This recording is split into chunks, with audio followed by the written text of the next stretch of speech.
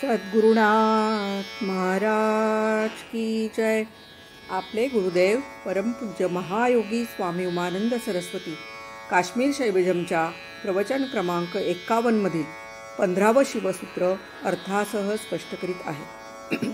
ते सूत्र कोणतं तर हृदये चित्त संघटात दृश्य स्वापदर्शनम।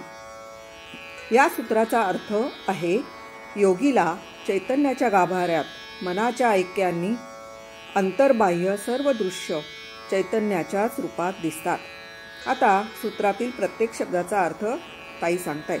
हृदय म्हणजे चैतन्याचा गाभारा, चित्त संघटात म्हणजे मनाच्या ऐक्यांनी, शरीर मन बुद्धी चित्त प्राण यांचं ऐक्य, दृश्य स्वापदर्शनम म्हणजे इंद्रिय गोचर सर्व दृश्य त्याला चैतन्याच्या रूपात दिसतात। म्हणजे सर्वत्र चितीचाच विलास तो अनुभवतो। आपल्याला आज ते दिसत नाही कारण मायेचं आवरण आहे। जगाचे जे खरं स्वरूप आहे ते चितीच्याच रूपात दिसायला पाहिजे। जर आपण योगी झालो तर दिसेल कुठे? चैतन्याच्या गाभाऱ्यात। पण त्यासाठी काय पाहिजे? मनाचं ऐक्य। मनाचं ऐक्य केव्हा साधे? जेव्हा नानाविधतेचं जग मनातून जाईल, विश्वसंहार होईल, म्हणजेच अभेद दृष्टी प्राप्त होईल तेव्हा योगी अखिल विश्वाचा पाया म्हणजे चैतन्य आहे हे ओळखतो। कारण हे विश्व त्या चैतन्यातून शिवातूनच निर्माण झाले। योग्याचं मन सतत त्या चैतन्यावर एकाग्र झालेलं असतं, म्हणून त्याला सर्व चराचर विश्व प्रकाशमय दिसतं। ही महादिवाळी गुरुच आपल्याला दाखवतो, पण त्यासाठी अंतर्मुख झालं पाहिजे। मन सतत पंचज्ञानेंद्रियांचे विषय मागत असतं, पण ते अंतर्मुख होतं, हृदयात सामावतं, तेव्हा सगळं प्रकाशमय दिसतं। कारण हृदय म्हणजे चैतन्याचा गाभारा असं म्हटले। तिथे मन आणि इंद्रिय त्या गाभाऱ्यापर्यंत गेली तर काय अनुभव येईल? चैतन्य दिसेल, प्रकाशच दिसेल। जेव्हा ते मन चैतन्यावर, परमेश्वरावर, आत्म्यावर एकाग्र होतं तेव्हा ते विश्व त्याला मावळलेलं दिसतं। विश्वसंहार होतो, म्हणजेच सर्वत्र चितीचाच विलास आहे हे कळतं। केव्हा? अभेद दृष्टी येते तेव्हा। अशा अनुभवानंतर तो योगी परमोच्च दैवगती प्राप्त करतो, विश्वाचा स्वामी होतो। हा जो महायोगी आहे तो सगळीकडे शिवाचा साक्षात्कार करून घेतो। मग इच्छाशक्ती, ज्ञानशक्ती, क्रियाशक्ती जागृत होतात।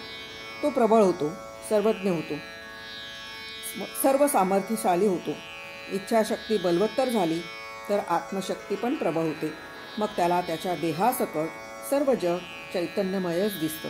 विश्वातील भिन्नता त्याला दिसत नाही। आपल्याला पण हा अनुभव येईल, पण केव्हा? अनवमल जाईल तेव्हा। अनवमल म्हणजेच आत्म्याविषयीचं अज्ञान। आपण विकसित झालो तर एकदम ब्रह्मनिर्सण होईल, पण त्यासाठी गुरुच हवा। गुरुच ही महादिवाळी आपल्याला दाखवू शकतो। मयूर अंडरसा जसा एकच रस असतो त्यात भेद करता येत नाही, तसं विश्वातल्या चैतन्याचा साक्षात्कार व्हायला विषयी किंवा वस्तूतला भेद जावाच लागेल। सगळं काही एकच आहे, सगळं शिवच आहे। मित्र काय किंवा शत्रू काय, दोन्ही शिवच। जगातील सर्व वस्तू व्यक्ती चितीनेच प्रकाशित दिसतात। विषयाची झाला नारायण असं तुकाराम महाराज पण म्हणतात। त्यांना त्या वस्तूच्या आकाराने तो नारायण म्हणजे प्रकाशच दिसायला लागला होता। आपल्याला वस्तू दिसते, नारायण दिसत नाही, म्हणून आपण भेदभाव करतो। पण योग्याचं चित्त, त्याची दृष्टी चिन्मय झालेली असते, म्हणून तो जिथे जिथे बघेल तिथे तिथे त्याला श्रीकृष्णाचं विश्वरूपच दिसतात। सगळीकडे श्रीकृष्ण, सगळीकडे निलिमा आहे असा अनुभव येतो।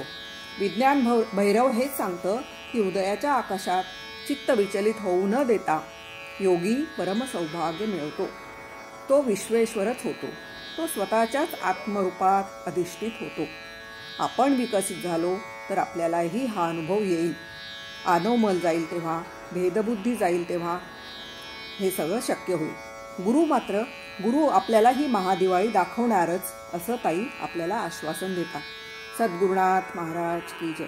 महायोगी स्वामी उमानंद सरस्वती की जय।